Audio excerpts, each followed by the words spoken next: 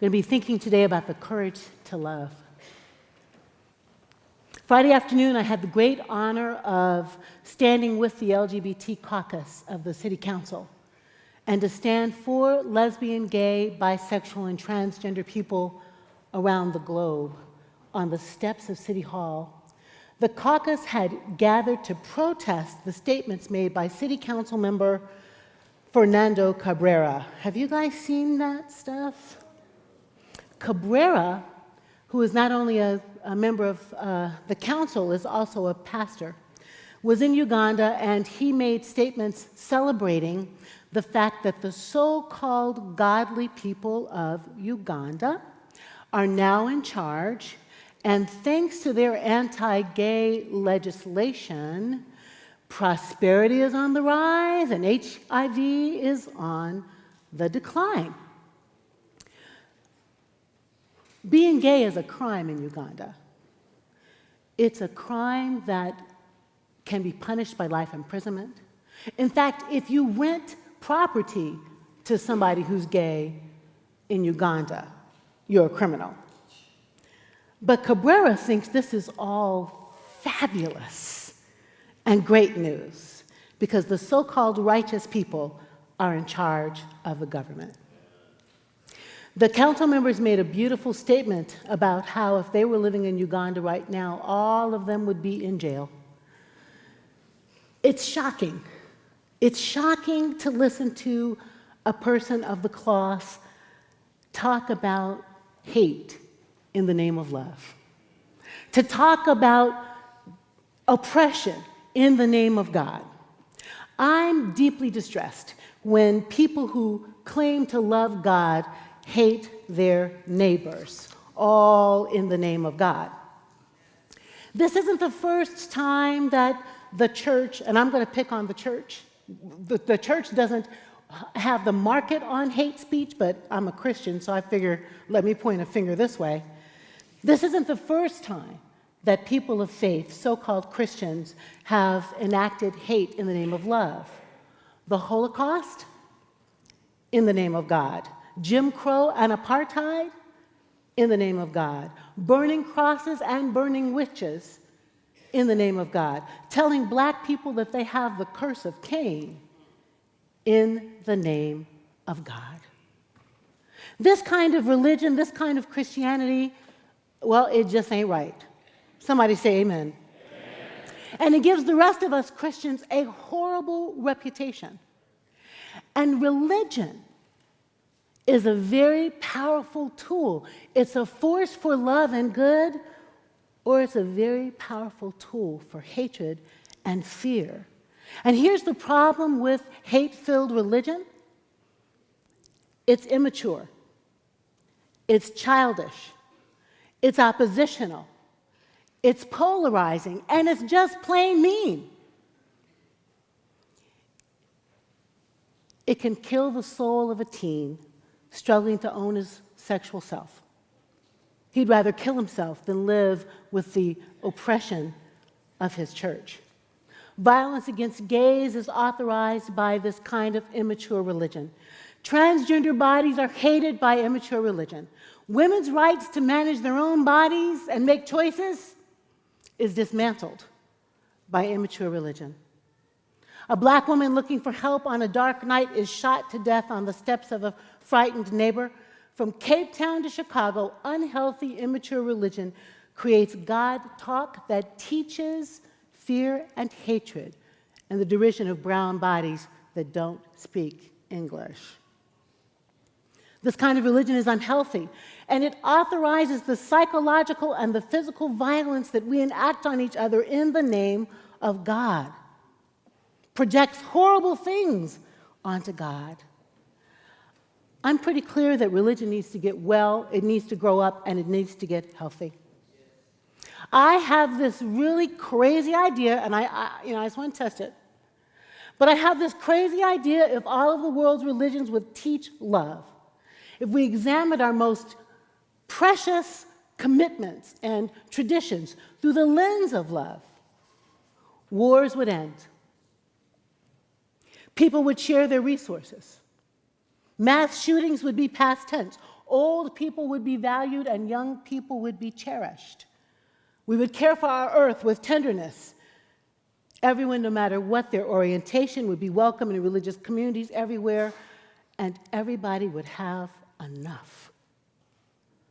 I'm just crazy enough to believe that if we would change our worldview to a religion based on love instead of a religion based on judgment and fear, love could go viral. Imagine it. Imagine social networks shutting down because love goes viral. When Jesus was asked by the religious leaders of his day, how do you kind of balance religious life? What's the most important thing that we need to think about? Jesus put love above everything. Hear, O Israel, the Lord our God, the Lord is one. Love your God with everything you have. And the second commandment like it, love your neighbor as yourself. Well, Paul is kind of riffing on Jesus in the text that Dennis read so beautifully today. You know, the more kind of popular text where Paul is addressing love is in 1 Corinthians 13, and love is patient, love is kind, it's not jealous, it's not boastful, it doesn't insist on its own way, love bears all things, believes all things, hopes all things, endures all things. Paul is writing to a particular Christian community right there and then, trying to help them understand that the greatest gift of all is love. But in this text, the text that we heard this morning, Paul is writing to a multi-culti, multi-racial, multi-ethnic, multi-class congregation in Rome, a little bit like Middle. And Paul is saying that love is an obligation. It's a debt. Love is a debt that we owe not just to other people who look like us or think like us or walk like us or talk like us or love like us or believe like us. Love is a debt that we owe across diversity, he says. And Paul says that when we love like that, it actually fulfills the law or the Torah, which means the teaching, the first 5 books of Moses, with 613 laws that, quite frankly, are way too many to count, let alone keep. Paul says, to keep the law, do the love. To keep the law, do the love. And Paul is saying 3 kind of main things. One, he says in the book of Romans, he's not ashamed of the gospel. In fact, he's really proud of the gospel. And he finds the gospel to be the saving grace of God. Not just for Jews, remembering Paul was a Jew, not just for Jews, but for all of the known world. God's grace is the saving grace. 2, he says, faith is what sets us free from indebtedness, not works, not the things we do, but the faith we have sets us free. And Paul is saying it's not our faith, but it's actually the faithfulness of God. In other words, God's righteousness is what liberates us. He makes this argument all the way through the book and ends up, though, arguing love gets it done. Now, we throw love around lots of different ways, sonnets, codependent love songs from the Supremes and the Temptations. Baby, don't leave me. I mean, we hear a lot in popular culture about love. But the kind of love that Paul is talking about isn't that sentimental, sappy stuff of songs and poetry. He is calling us to what my nephew would call Jesus kind of love. My little 5-year-old nephew talks to his grandmother about Jesus kind of love, Grandma.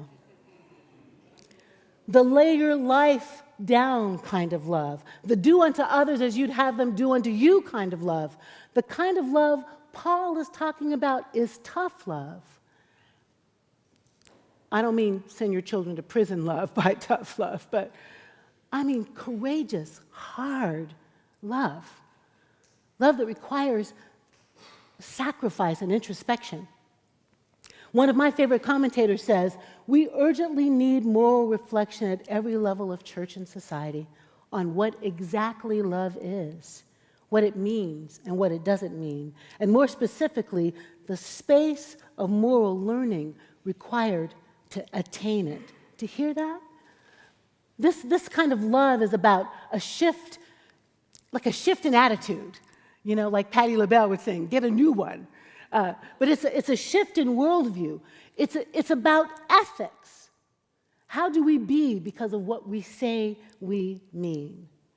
Living out an ethic of love means empathizing with the person that gets on your last nerve. Picture that person.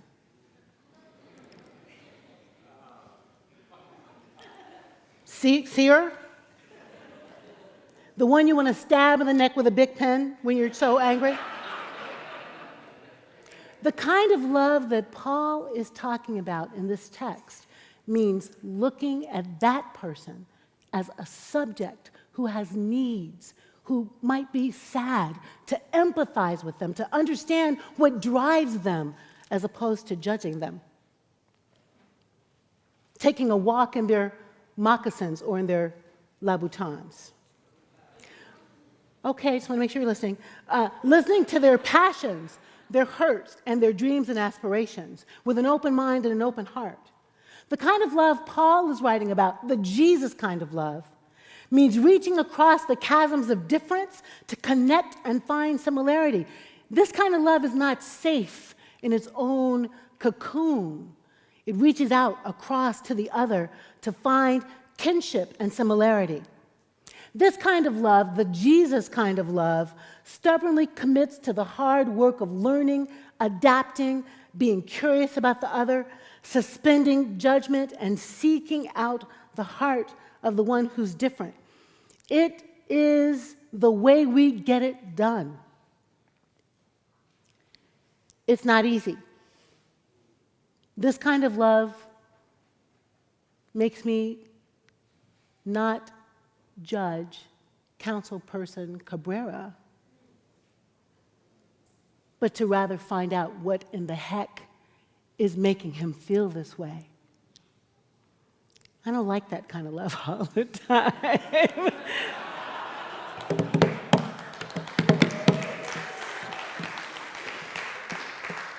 It's so much more enjoyable and delicious to be just right.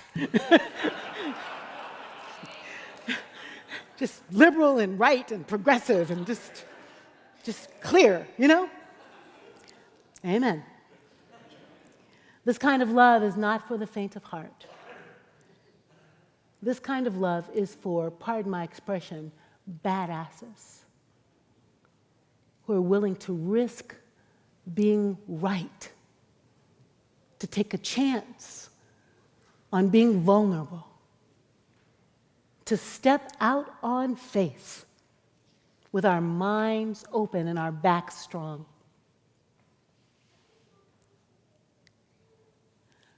This kind of love making is urgent. Look around the globe at the hot mess. Look at the slipping back into the 1960s and civil rights. Look at the crazy, crazy conflict between Palestinians and Israelis over a little piece of land. This kind of love is an ethical practice on the subway that makes us kind to the smelly people.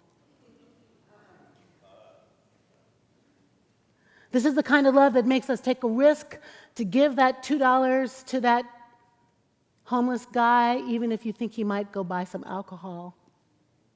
This is the kind of love that makes us curious about people with hijabs on and kippas on and black boys with the pants dropped low. And by the way, white boys with their pants dropped low.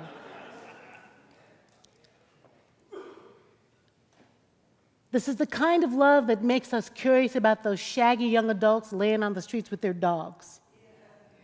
It's the kind of love that makes us owe a debt to the angry teenager throwing Molotov cocktails in Missouri. And it's the kind of debt of love that we owe fast food workers, which is why Christina and some of us went on a protest march. It's the kind of debt of love, Paul says, that we even owe to the CEO of Goldman Sachs.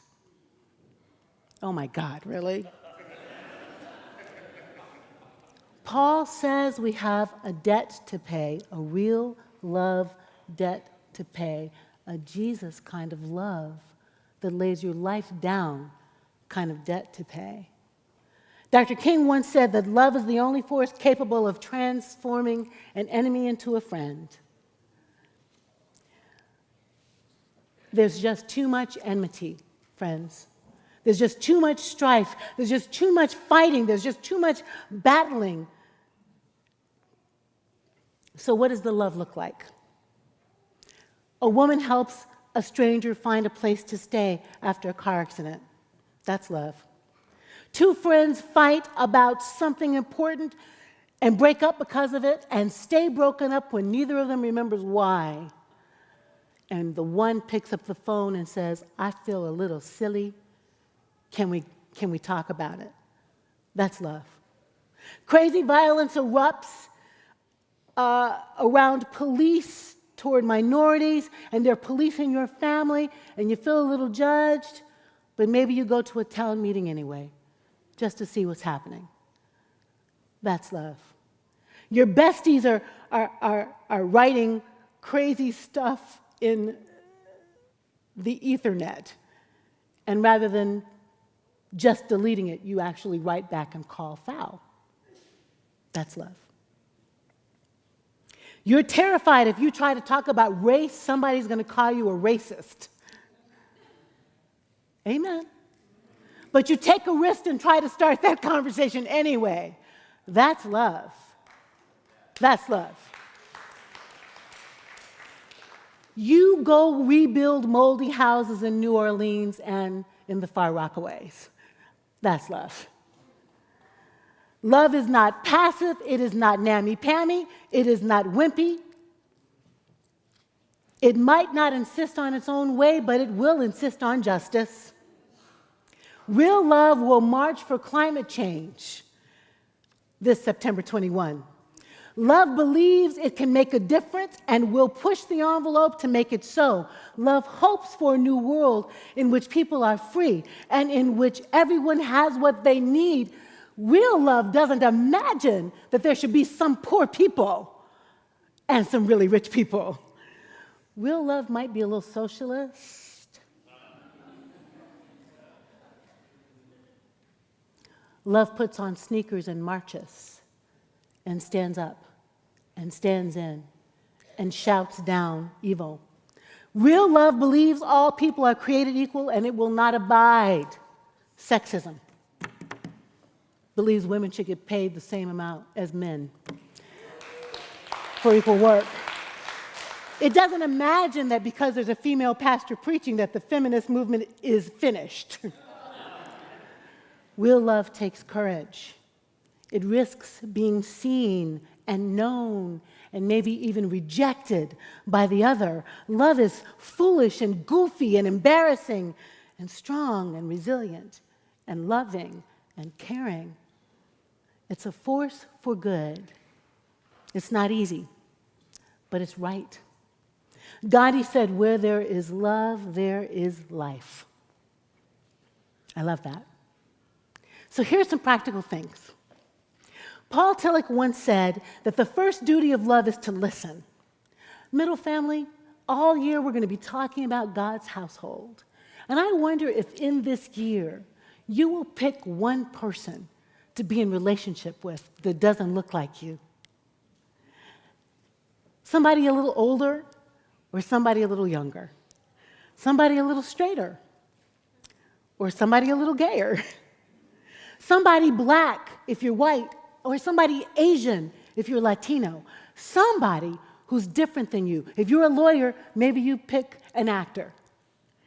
Pick one person that you'll relate to this year. This year, from now till June 30, have coffee with them. Meet them in the social hall when we get it back. Kick around the sermon. Pray with them. I'm inviting us to pick a person to befriend because relationships are about love. 2, plan to join my Erasing Racism group, some crazy group that I'm trying to put together, where we'll use art, poetry, movies, books to talk about race. You'll see more about it in the bulletin next week. Think about that. Think about having a real conversation with race, using art as a text. 3, check out BeMoreAmerica.org. Is Anurag here today? The Middle Project is hosting a program called Be More America. Anurag is a 30-year-old trying to get us to change the conversation on race. Check out the resources there and learn to have a conversation. 4, use your social networks to change the story of race in America. Tweet pictures of you standing with somebody. Jeremy and Alex, that looks like love. That ought to get tweeted all over the place, right?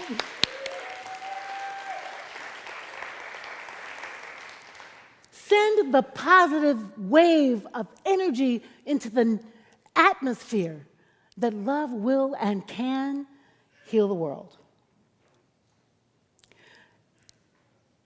In my listserv this week, I wrote that you look like love to me. I don't go to church when I'm on vacation.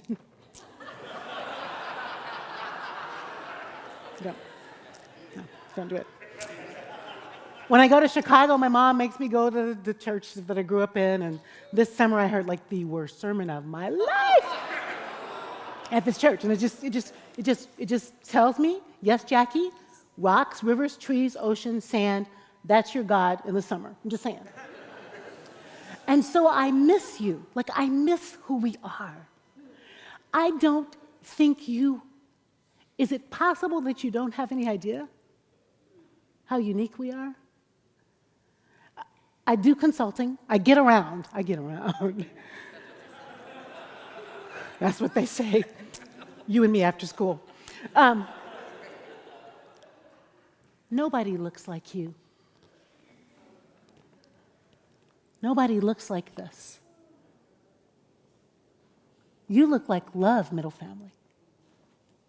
You walk by some church where somebody's just like you, and you can just kick it with the sameness. You don't have to be stretched. Hello?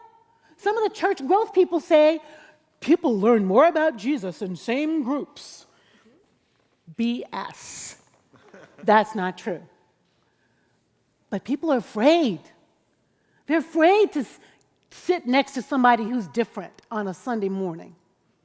11 o'clock is still segregated, but not here. You look like love. Keep doing what you're doing, but let's go deeper this year. Let's move past the air kiss. Hi, baby. To the real. Let's get deep. Let's talk about the crap that hurts. Let's name it. Let's build real community. Because that's what love looks like. I'm afraid. I'm afraid of what will happen if there's not more places like this. If you're afraid to take a risk, I'll be brave for you today. And you be brave for me tomorrow. Amen.